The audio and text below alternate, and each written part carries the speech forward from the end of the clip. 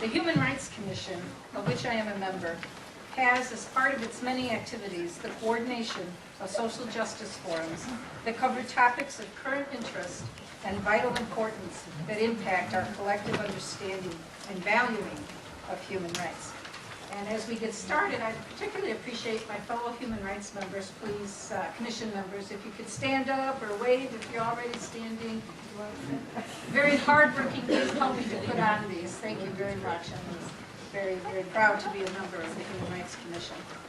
Our topic tonight is what is Islam, what is Islamophobia, and where do we go from here? My own prefatory remarks is to remind us all of some of our U.S. history. I quote from John L. Esposito, who was in Moscow at the University of Idaho in 2003 as a keynoter for our Bora Symposium. He is on the board of the Institute for Social Policy and Understanding. And in response to the hate-filled furor over the planned Islamic Center in New York, 2 blocks from the 9/11 ground zero, he wrote about Islamophobia and where we might go from here. As to our history, he reminds us the history of our great country has been plagued from colonial days by religious and racial discrimination and exploitation. Slavery and centuries of racial discrimination, the demonization and marginalization of Native Americans, the denial of the right to build synagogues in New York, and anti-Semitism in America, discrimination against ethnic Catholic immigrants, and the collective punishment of Japanese Americans during World War II.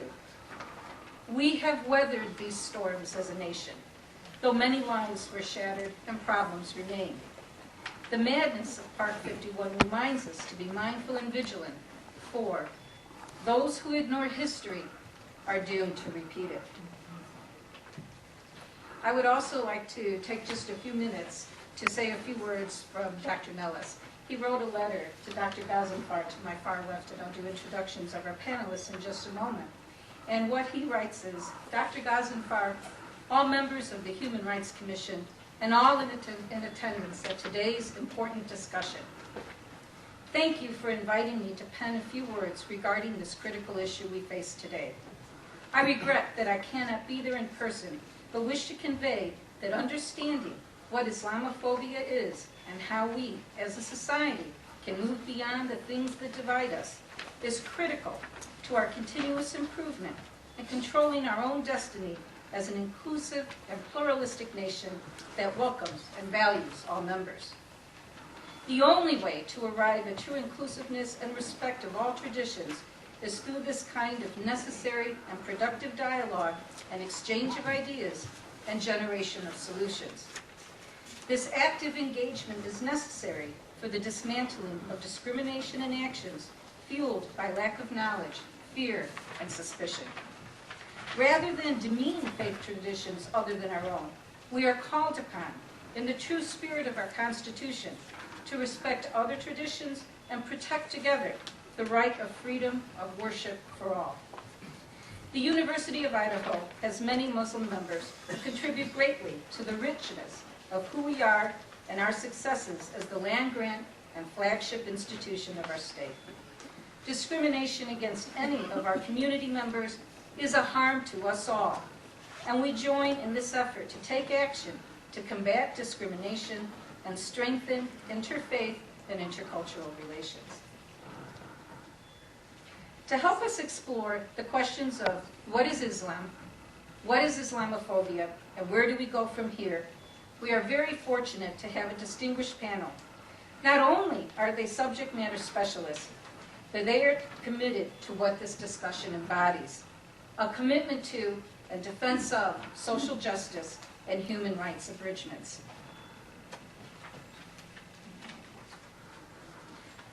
I'm going to start to my far left here. Our first panelist, Dr. Gazenfar, needs no introductions for many of us. His exemplary activism and advocacy work on behalf of all groups experiencing intolerance, discrimination, violations of their human rights, and bias and hate is well known. His primary goal is always one of unity to combat divisiveness, and he uses his intellect, scholarship, kind ways, and wit to accomplish this goal. He has had a life of great achievement and we'd be here all night if I was to list all of them. But here is a sampling. He served 40 years at the University of Idaho in the College of Business Economics program and continues to do symposiums, workshops, classes, speak anytime we ask. He has over 150 publications, including numerous refereed journal articles. He's published 4 books, 2 of them since retirement. He has 19 alumni awards for faculty excellence. He also received Washington State University, of which he is a graduate, the Distinguished Alumnus Achievement Award in 2007. There are over 470,000 graduates at that time, and he was the 427th to receive that honor. He's in the WSU Hall of Honor, the President's Alumni Award for Lifetime Contributions at the University of Idaho, several different kinds of faculty awards from student groups, from Phi Kappa Phi, did 25 years more than doing research and consulting services to the Idaho State Legislature. He's in all kinds of who's who's.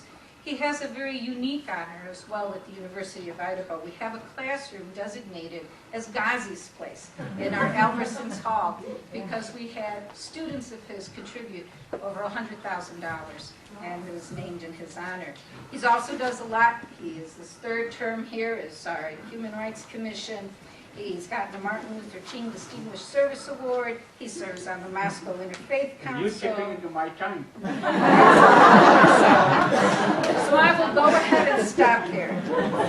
Ghazi is a legend, and as a newer member of Moscow and the University of Idaho communities, I am grateful to learn and benefit from his leadership and experience. Next, we are honored to have as a panelist the Reverend Mary Beth Rivetti, rector of St. James Episcopal Church in Pullman. She became concerned about anti-Muslim backlash immediately following the attacks of September 11th. The reality hit home shortly after arrival on the Palouse in March of 2003, when a graduate student from Saudi Arabia was arrested for alleged terrorist activities that were eventually thrown out of court, but only after his confinement and ultimate deportation. As co-chair of the Anti-Racism Task Force of the Diocese of Spokane, she leads trainings for people of faith who are challenged to dismantle the structures of racism in this society. The particular form of racism that can be described as an irrational and bigoted response to the followers of Islam is an issue of concern for her as an American and as a person charged to teach and lead in her own community of faith.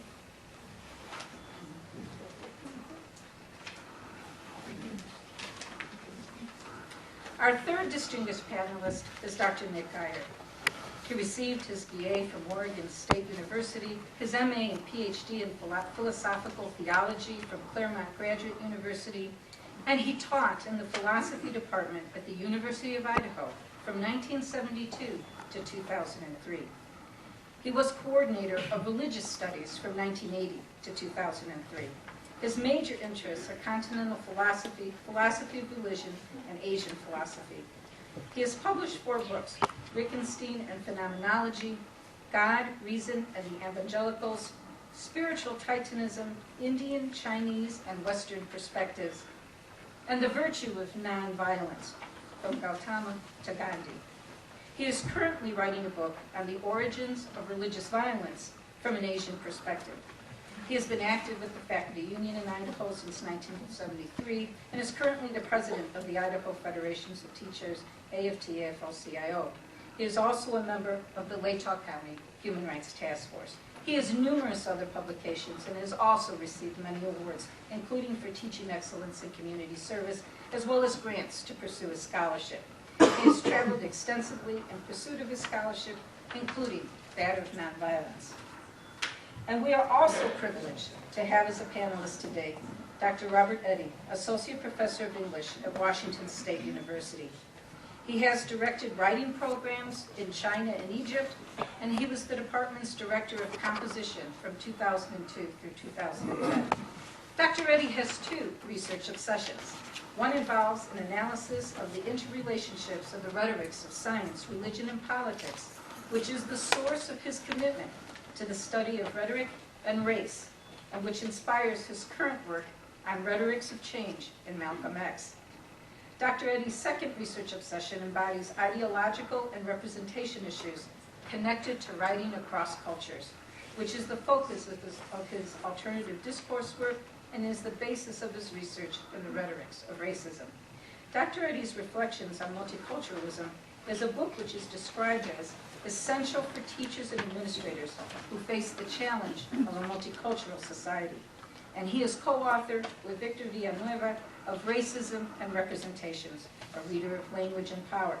This book prompts teachers and students to ask if alternative discourses can or should begin to change the academy discourse communities, and the country in subtle but substantial ways.